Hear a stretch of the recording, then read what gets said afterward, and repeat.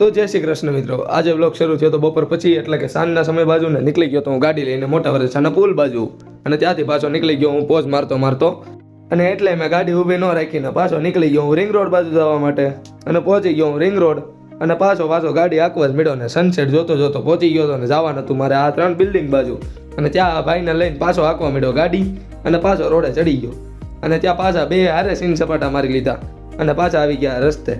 આ રસ્તે આવીને જોયું તો અહીંયા તો કામે હાલતું હતું બોલો, અને ગાડી મૂકીને બે હાલવા મળ્યા, અને પહોંચી ગયા સીધા અમે ગલુડીધામ મંદિરે. હા, તો આજે હતો શનિવારને અમે આવી ગયા હતા ગલુડીધામ મંદિર, અને શ્રીફળ લઈને આવી ગયા અમે પાછા મંદિરમાં. થોડાક ઉપર ને હાલતી હતી અહીંયા આરતી, અને દાદાના દર્શન થોડાક કરીને પછી આરતીમાં અમે ભળી ગયા હતા. આરતી પૂરી થઈને ભક્તોની ભીડ બહુ જાજી હતી, કેમ કે આજે શનિવાર હતો, અને લ્યો તમને પણ કરાવી દવા દર્શન તો કરી લ્યો દાદાના દર્શન, અને પછી શ્રીફળ વધારી લીધું.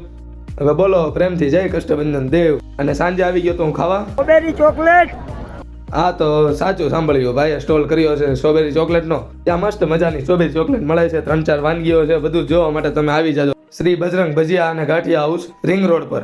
જય શ્રી કૃષ્ણ.